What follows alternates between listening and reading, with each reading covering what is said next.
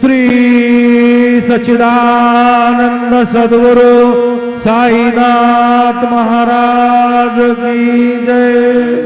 जोडून या कर चरणी देवीला माथा, परिसावी विनंती माझी पंढरीनाथा।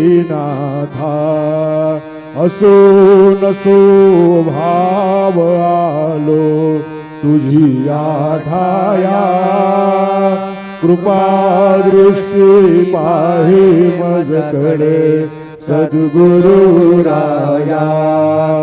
अखंडित सावे ऐसे वाटते पायी, सांडोली संकोच ठाव थोडासा